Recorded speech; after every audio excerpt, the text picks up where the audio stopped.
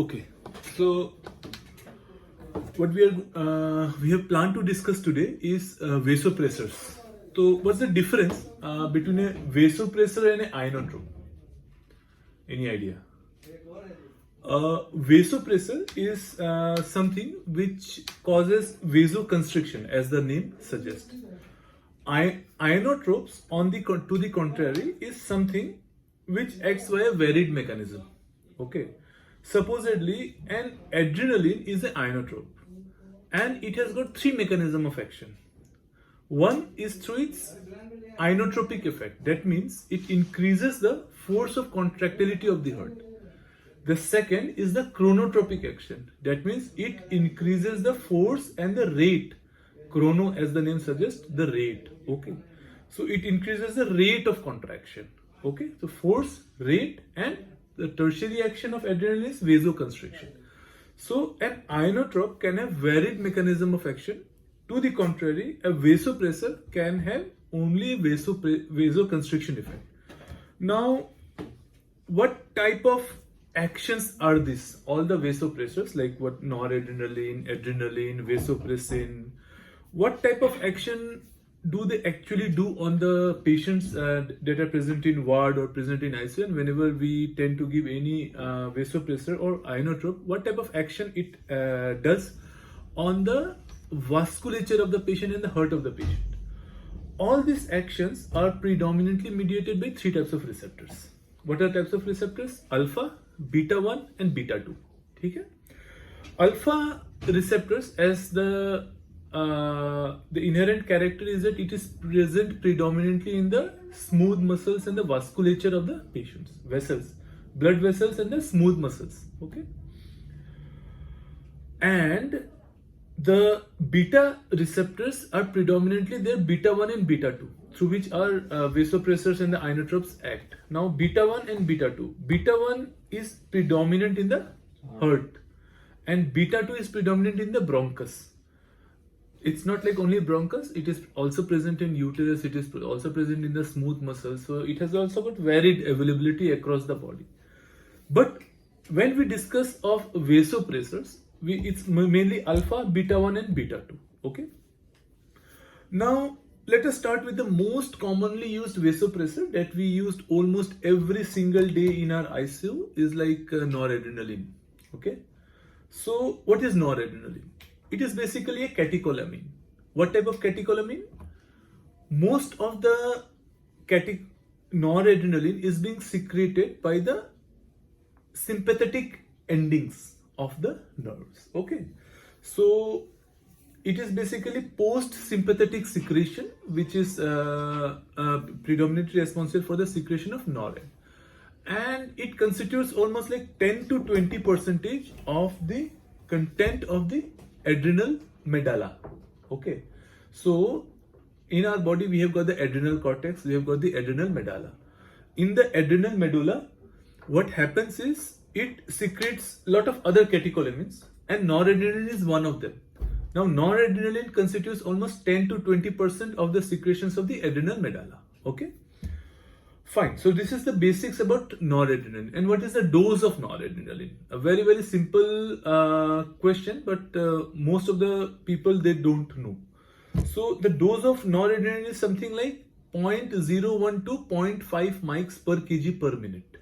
Okay, we can go up to a maximum dose of around 1.5 mics per kg per minute, not above that.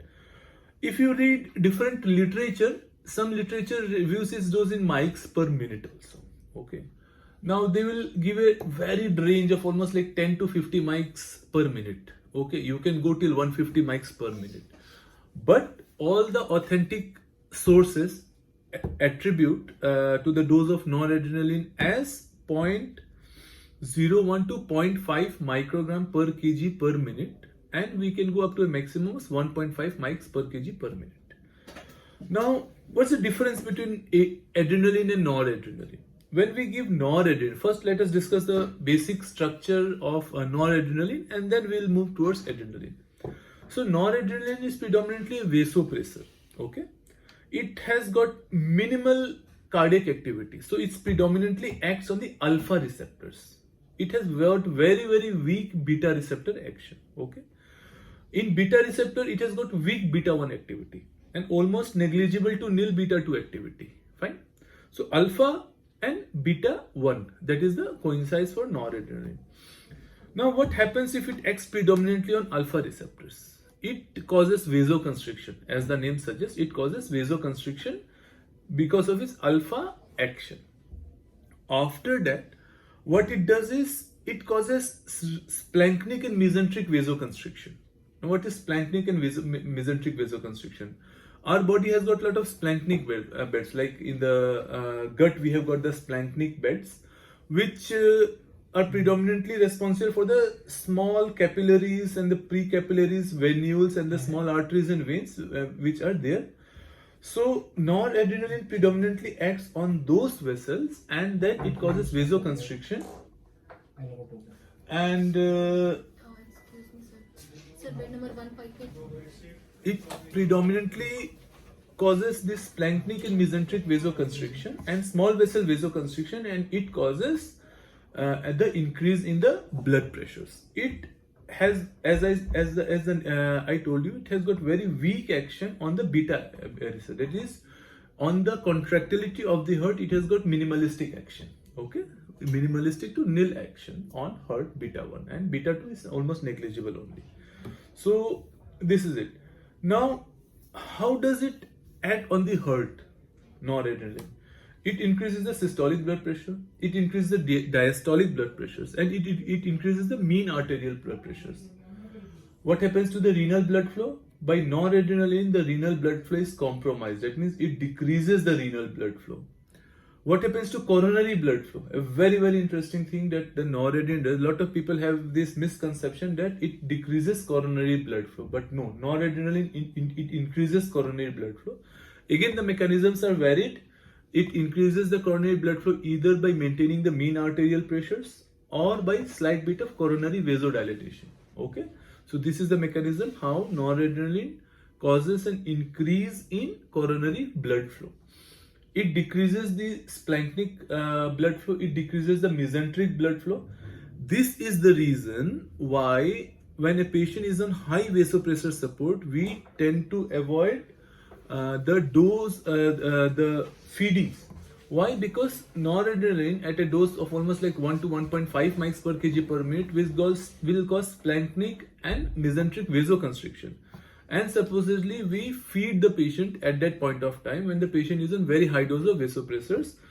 The overall motility of the gut has already decreased because of the compromised circulation of the mesentery and the gut. That is why when a patient is on high vasopressor support, we tend to avoid all sorts of feed by Ryle's tube or by mouth. But yes, at low dose of vasopressors, you can always go for the feeds. Now, further coming down to noradrenaline, if we see that does noradrenaline has any effect on mortality of the patients? Yes, there are a lot of studies which has been done, and a lot of studies has been done on sepsis, septic shock patients, which clearly suggest that there is significant amount of mortality benefit of noradrenaline in salvaging the patient who have got acute onset septic shock, or in cases of even trauma patients, or in cases of patients who have got myocardial infarction.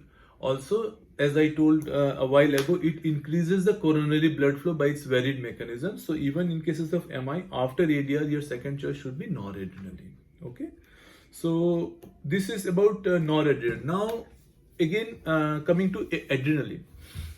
Adrenaline is again a catecholamine, but it has got more of a beta activity. It has got significant alpha activity, but beta activity is also there, both beta 1 and beta 2.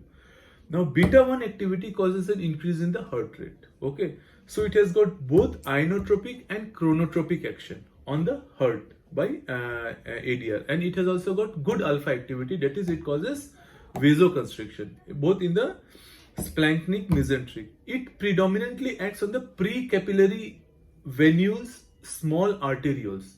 That is why it causes cutaneous vasoconstriction very significantly, and when we give adrenaline to the patients, it causes cold peripheries.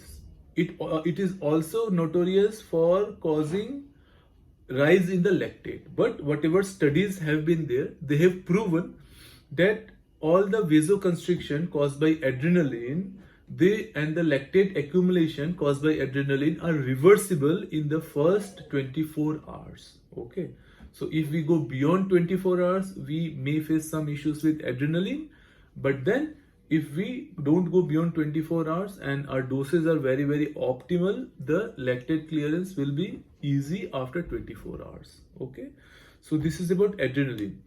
Again, adrenaline, a part of the lactate accumulation, a part of the cold peripheries, it increases the blood sugar levels.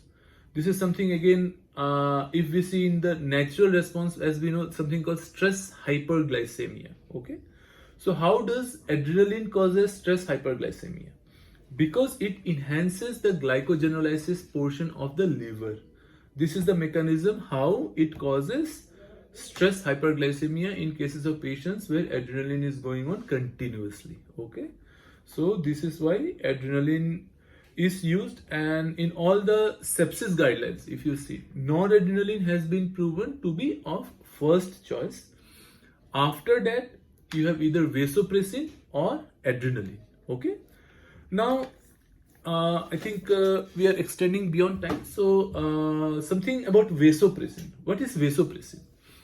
Vasopressin is basically an isolated vasopressor which was introduced later on, when after noradrenaline, when the usage of noradrenaline went very high and isolated doses of noradrenaline was significant, so vasopressin was introduced. Vasopressin acts predominantly on the V1 and the V2 receptors. Now, how does this vasopressin act? As we know, the synonym of vasopressin is antidiuretic hormone. Okay, so by antidiuresis, that means it acts on the water reabsorption of the renal tubules. Okay, so in this mechanism, it has got vasopressor action, and also it has got V2 action on the renal tubules. So vasopressin has got very, very simple action. It acts on the V1 and the V2 receptors and causes vasoconstriction. It does not have any alpha activity. It has not got any beta 1 or beta 2 activity. So it has got very, very less effect on the heart. But yes, vasopressin has to be avoided in your cardiac patients. Why? Because vasopressin has significant role in decreasing coronary blood flow. Okay, it is known to induce coronary vasoconstriction, and it is known to decrease the coronary blood flow. So, in cardiac patients, in post-MI patients, in cases of post-CABG patients, whatever literature we have, they are all unanimously suggestive that we have to avoid vasopressin in the cardiac patient in view of reflex coronary vasoconstriction by vasopressin. The dose, again, 0.02 to 0.04 units per hour, per kg per hour.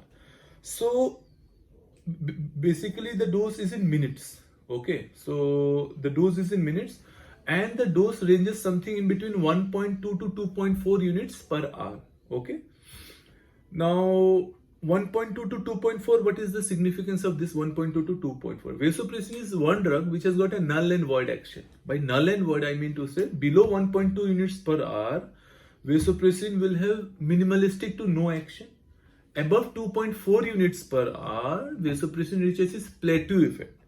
So there has been incidences where we used to give vasopressin at high doses, 3.6 units, 3.4 units. But if we review the literature, we find that there is very, very minimalistic effect of vasopressin once we go above 2.4 units per hour. I am not telling that it will have exactly no effect, because around 2019-2020, if you review the literature, there has been a lot of studies on supraphysiological doses of vasopressors. So that's a different story altogether. So coming back to vasopressin, there has been a very common question which has been asked in most of the vivas, that are there any studies, big trials for vasopressors? Any idea about big trials of on vasopressors? VAST trial. Yes, there is this VAST trial, that is vasopressin in septic shock trial, and then there is something called the VANISH trial. Okay, so these two trials, what they have done is they have compared noradrenaline isolated noradrenaline and noradrenaline plus vasopressin in patients with sepsis and septic shock. What they found is that vasopressin has got very good NORAD sparing effect. What is NORAD sparing effect? By NORAD sparing effect, it means that you can come down with the dose of noradrenaline in cases of sepsis and septic shock after increasing the dose of vasopressin to its optimal dosage. Okay, so this is a vast trial, and then there is a VANISH trial. They found that vasopressin is less arrhythmogenic. Vasopressin has got beneficial effects. Mortality benefit in cases of isolated vasopressors is very difficult to calculate when it comes to statistics. Okay, so you'll find very less studies on vasopressors, and whatever prominent studies I think we have discussed. So in this class we'll just coincide till this, and the next class probably we can attribute to the inotropes. Okay, inotropes is a separate category in which there is like drugs like dopamine, dobutamine, there is cardiac glycosides, digoxin. Then there are newer drugs which are like cardiac myosin activators. So I think we discuss in our next class. Okay, thank you.